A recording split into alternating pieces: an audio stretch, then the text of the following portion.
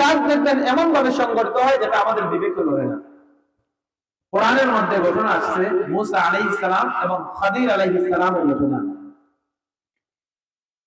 হযরত মুসা আলাইহিস সালাম বনি ইসরাঈলের নবী, এরকম মজলিসের মধ্যে একদিন বসে আছে, মানুষেরা প্রশ্ন করতেছে, আল্লাহর পয়গম্বর বলেন তো দেখি জামানায় সবচেয়ে বড় আলেম কে, বড় জান্নেওয়ালা কে? মুসা আলাইহিস সালাম যুগের পয়গম্বর ছিলেন, তো প্রত্যেক যুগের পয়গম্বর অনেক বড়, ওনার চাইতে বড় আলেম আর কেউ নাই।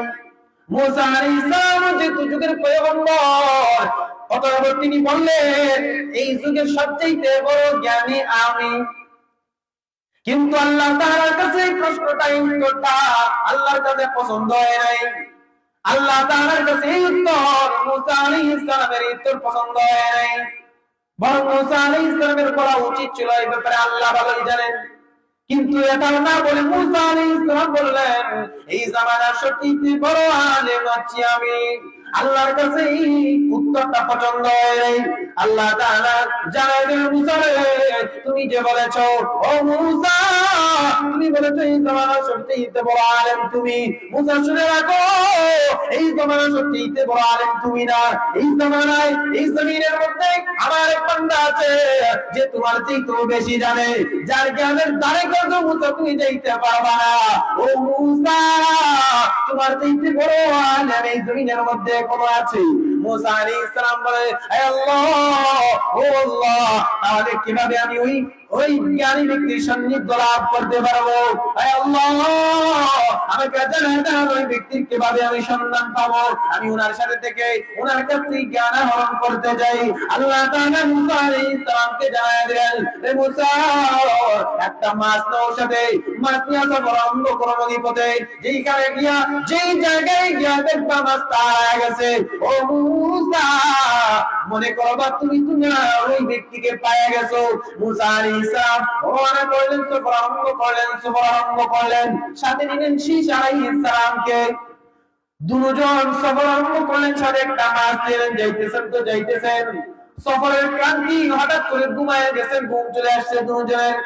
এমন সময় হঠাৎ করে মাছটা গায়েব হয়ে গেল। কিছুক্ষণ পর ঘুম ভাঙার পরে দেখেন মাছ নাই। মুসা আলাইহিস সালাম জিজ্ঞেস করেন, ও ভাই, শীষ মাছ কোথায় গেল? তিনি বলেন, আমরা দুজনই তো ঘুমায় গেছিলাম, তবে আমার মনে হয় অমুক জায়গায় মাছটা পড়ে গেছে। মুসা আলাইহিস সালাম বলেন, ভাই, শীষ, এই মাছই তো আমাদেরকে ওই ব্যক্তির কাছে নিয়ে যাবে যিনি তোমার সবচেয়ে বড় জ্ঞানী জমিনের মধ্যে। অতএব কোন জায়গায় মাছটা হারিয়েছে আমাকে ওই জায়গায় নিয়ে চলো। পুনরায় তারা ওই জায়গার মধ্যে গেলেন যেখানে মাছটা হারিয়ে গেছে। মাছ যেখানে হারিয়ে গেছে, রাস্তা দিয়ে সমঙ্গ দিয়ে যাইতে লাগলেন। গিয়া দেখলেন আল্লাহর পয়গম্বর, পয়গম্বর হযরত খাদির আলাইহিস সালাম।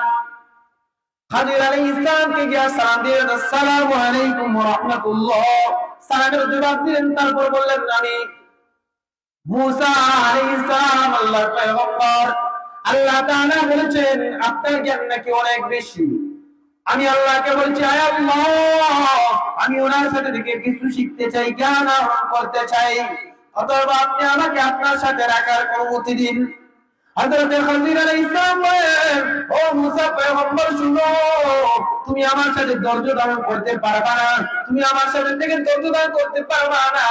মুসা আলাইহিস সালাম বলেন, আল্লাহর পয়গম্বর শুনেন, আমি আপনার সাথে থেকে ধৈর্য ধারণ করতে পারবো, আপনি আমাকে আপনার সাথে রাখতে পারেন। খাদির আলাইহিস সালাম বলেন, না না না, আপনি আমার সাথে থেকে ধৈর্য ধারণ করতে পারবেন না। এভাবে কয়েকবার বলার পর মুসা আলাইহিস সালাম বলেন, পয়গম্বর, আমাকে আপনার সাথে রাখুন, ইনশাআল্লাহ আপনি আমাকে ধৈর্যশীল বান্দাদের অন্তর্ভুক্ত করেন। তখন খাদির আলাইহিস সালাম বলেন, আপনি আমার সাথে থাকতে পারেন, তবে শর্ত একটা, যতক্ষণ পর্যন্ত আমি নিজ থেকে কোনো প্রশ্নের উত্তর না দিব, যত কাজই সংগঠিত হোক, আপনি আমাকে প্রশ্ন করতে পারবেন না। বলে, হ্যাঁ ঠিক আছে, কোনো প্রশ্ন করবো না। এভাবে তারা দুজন সফর আরম্ভ করলেন, চলতেছেন। হঠাৎ করে নদী আসছে, নদী পার হবে, কোন নৌকা নাই। হঠাৎ দেখা যায় একটা মাঝি আসছে, মাঝি বিনা পারিশ্রমিকে দুজনকে এই নদীর পার করে দিয়েছে। কিন্তু যখন নৌকা থেকে মাটিতে নামলেন হযরত খাজির আলাইহিস সালাম লাঠি দ্বারা ওই নৌকার মাটির নৌকাটা ফুটো করে দিলেন, সুরঙ্গ করে দিলেন, ভালো নৌকা খারাপ করে দিলেন। মুসা আলাইহিস সালাম এমনিতেই রাগান্বিত মানুষ, খুব রাগ ছিল মুসা আলাইহিস সালামের। উনি যখন রাগ করতেন ওনার চুল দাঁড়ায় দিত রাগে। উনি মুসা আলাইহিস সালাম খিজির আলাইহিস সালামকে বললেন, আল্লাহর পয়গম্বর, এমন একটা মাঝি যেই মাঝে আমাদের কাছ থেকে কোনো টাকা নেয় নাই, আমাদেরকে নদী পার করাইলো না, তার কৃতজ্ঞতা প্রকাশ করা আমাদের উচিত। কিন্তু তা না করে আপনি ব্যক্তির নৌকাটা শুরু করে দিলেন, নষ্ট করে দিলেন। বেচারা গরিব মানুষ এখন খানা খাইবে কি দিয়া টাকা উপার্জন করবে? হযরত খাজির আলাইহিস সালাম বলেন, ও আল্লাহর পয়গম্বর মুসা, আমি তো আগেই বলেছিলাম আপনি আমার সাথে ধৈর্য ধারণ করতে পারবেন না। আপনাকে তো শর্ত দিয়েছিলাম যতক্ষণ পর্যন্ত আমি নিজ থেকে কোনো প্রশ্নের উত্তর না দিব প্রশ্ন করবেন না। শুরুতেই তো দেখতেছি আপনি আমাকে প্রশ্ন করলেন, বুঝলাম না। মুসা আলাইহিস সালাম বলেন, ঠিক আছে আমার ভুল হয়ে গেছে, আর প্রশ্ন করব না। চলতে লাগলেন।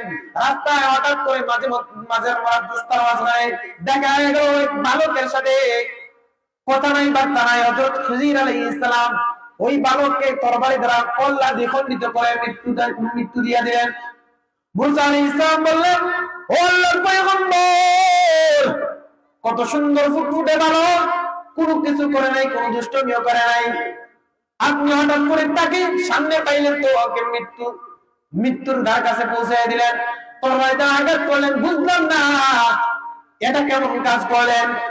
খিজির আলাইহিস সালাম বলেন, ও পয়গম্বর, আপনাকেই তো প্রথমেই আমি বলেছিলাম ধৈর্য ধারণ করতে পারবেন না, তো আগেই তো বলেছিলাম, এখন বারবার আপনি প্রশ্ন করেন, বুঝলাম না, আমি তো বলেছিলাম আপনি পারবেন না, চলে যান। মুসা আলাইহিস সালাম বলেন, পয়গম্বর ভুল হয়ে গেছে, আর প্রশ্ন করব না। চলতে লাগলেন। খিদা লাগছে পেটের মধ্যে, একটা গ্রামের মধ্যে প্রবেশ করলেন। গ্রামের লোকদেরকে বললেন, ও মানুষেরা, আমরা দুজন মুসাফির, আমাদেরকে কিছু খাদ্য দাও। গ্রামের কেউ ওই খাদ্য দিয়ে সাহায্য করে নাই, বরং দূর করে তাড়াইয়া দিয়েছে। গ্রাম থেকে বাইর হবেন, এমন সময় দেখা দেয়াল পড়ে আছে। হযরত খিজির আলাইহিস সালাম বিনা পারিশ্রমিকে ওই দেয়ালটা মেরামত করে দিলেন। এবার মুসা আলাইহিস সালাম রাগ করে বসলেন, আপনি এটা কি করতেছেন? দেয়াল বিনা পারিশ্রমিকে ঠিক করে দিলেন, আর এমন একটা গ্রামের মানুষের দেয়াল ঠিক করে দিলেন যে গ্রামের মানুষের কাছে আমরা কি চেয়েছিলাম? খাদ্য দেয় নাই, বরং দূর করে তাড়িয়ে দিয়েছে। আর সেই গ্রামের মানুষের দেয়াল আপনি বিনা পারিশ্রমিকে ঠিক করে দিলেন, এটা কেমন কথা? এবার খিজির আলাইহিস সালাম বলেন, আল্লাহর পয়গম্বর, আর হবে না, আপনাকে যে শর্ত দিয়েছিলাম আমার সাথে চলবেন, কোন প্রশ্ন করতে পারবেন না যতক্ষণ পর্যন্ত না আমি নিজ থেকে কোন প্রশ্ন উত্তর দিই, প্রশ্ন করবেন না। কিন্তু তিনবার আপনি ধৈর্যহারা হয়ে আমাকে তিনবারই প্রশ্ন করলেন। এবার মুসা আলাইহিস সালাম বলেন, আল্লাহর পয়গম্বর হয়ে গেছে, আর প্রশ্ন করব না। কিন্তু হযরত খিজির আলাইহিস সালাম বলেন, না, আর হবে না, আপনি চলে যান, আপনি আমার সাথে ধৈর্য ধারণ করতে পারবেন না। তবে হ্যাঁ, যাবার আগে এই তিনটা প্রশ্নের উত্তর নিয়ে যান, তিনটা প্রশ্নের উত্তর জেনে যান কেন আমি এই তিনটা কাজ এমন করে করলাম। প্রথম প্রশ্ন, নৌকার মাঝি আমাদেরকে বিনা পারিশ্রমিকে বিনা টাকায় নদী পার করাইলো, তারপরেও আমি নৌকা কেন শুরু করে দিলাম, নষ্ট করে দিলাম? নৌকা প্রশ্নের উত্তর দেন। এই এলাকার যে রাজা ছিল সে ভালো নৌকাগুলা জুড়ে মাঝিদের কাছ থেকে জুলুম করে নিয়ে যাইতো। তো আমি চিন্তা করলাম, এই মাঝির নৌকা তো ভালো, আর সে আমাদেরকে বিনা পারিশ্রমিকে এই নদী পার করাইছে, তো তার একটা উপকার তো করতেই হয়। এজন্য আমি তার নৌকাকে শুরু করে দিলাম, যাতে রাজার লোকেরা এই নৌকাকে খারাপ দেখে, শুরু দেখে, নষ্ট দেখে এই নৌকাটা ছিঁড়ে নেয়, যাতে এই গরিব লোক এই জুলুমের শিকার থেকে বাঁচতে পারে। এজন্য আমি নৌকাটা নষ্ট করলাম। কিন্তু আপনি ভাবলেন আমি তার ক্ষতি করলাম, কিন্তু না, আপনার জ্ঞান ধরে নাই, আপনার এই ক্ষুদ্র জ্ঞান ধরেছে যে আমি তার ক্ষতি করেছি না, আমি তার উপকার করেছি। দ্বিতীয় প্রশ্ন, বালককে আমি কেন হত্যা করলাম? আল্লাহ তাআলা আমাকে এমন জ্ঞান দান করেছেন, আল্লাহ তাআলার জ্ঞান আমাকে কিছু এমন দান করেছেন যে এই বালক ভবিষ্যতে বড় একটা নাফরমান হবে, কুফর ইতিমধ্যে লিপ্ত হবে আমি জানতে পেরেছি। তার মা বাবা অনেক আমলদার, অনেক দিনদার, আর এই বাচ্চাটা বড় নাফরমান হবে, আমি এটা সহ্য করতে পারলাম না। আল্লাহ তাআলা আমাকে হুকুম করলেন, যার কারণে আমি এই বালককে হত্যা করলাম। আর এর বদৌলতে আল্লাহ তাআলা এই মা বাবাকে নেক সন্তান দান করবেন। আর পয়গম্বর মুসা 3 নম্বর প্রশ্নের উত্তর নিয়ে যান। এই গ্রামের লোকেরা আমাদের কোন উপকার করে নাই, খাদ্য চাইলেও খাদ্য দেয় নাই। পয়গম্বর তারপরে কেন আমি দেওয়াল বিনা পারিশ্রমিকে মেরামত করে দিলাম? কারণ এই দেওয়ালের নিচে 2-3 বাচ্চার গুপ্ত ধন লুকানো ছিল। এই দেওয়ালটা যদি ধ্বংস করে দেয় তো 3 বাচ্চাদের গুপ্তধন বাইর হয়ে যাবে, আর বাইর হয়ে গেলে এই গ্রামের লোকেরা খারাপ মানুষ চিনে নিয়ে যাবে, যাতে এই বালকেরা যুবক হওয়ার পরে বালেগ হওয়ার পরে তাদের গুপ্তধন তারা হাসিল করতে পারে। এজন্য এই দেওয়ালটা আমি বিনা পারিশ্রমিকে মেরামত করে দিলাম। কিন্তু আপনি ভাবলেন তারা আমাদের ক্ষতি করেছে, আমি তাদের উপকার করেছি না, তাদের ক্ষতি থেকে আমি যুবক 2টাকে বাঁচাইলাম। এজন্য মুসা আলাইহিস সালামের জ্ঞান ধরে নাই, যে খিজির আলাইহিস সালাম যা করতেছেন মুসা আলাইহিস সালামের জ্ঞান ধরে নাই। এজন্য এমন এমন কিছু কাজ সংঘটিত হয় যেটা আমার আপনার মেজাজে, আমার আপনার ক্ষুদ্র জ্ঞান দ্বারা আল্লাহর কুদরতের হিসাব করা সম্ভব না, যাচাই বাছাই করা সম্ভব না। এজন্য ভাই, আল্লাহ তাআলা আমাদেরকে এই দুনিয়াতে কেন দিলেন তাও জানিয়ে দিয়েছেন। বান্দা, আমার সৃষ্টি নিয়ে গবেষণা করিও না, আরে আমাকে নিয়ে গবেষণা করিও না, আমার সৃষ্টি নিয়ে গবেষণা করো। হ্যাঁ, আমি রবকে চিনতে পারবা, বলিও না এটা কেন এমন হলো, কেন এমন হলো। আরে বান্দা, তুই আমার ইবাদত কর। দুনিয়ার সবকিছু আমি আল্লাহ সৃষ্টি করেছি তোমার জন্য, যাতে বান্দা তুমি আমার ইবাদত করতে পারো। আল্লাহ তাআলা কোরআনের মধ্যে বলেন, ওয়া মা খালাকতুল জিন্না ওয়াল ইনসা ইল্লা লিয়াবুদুন।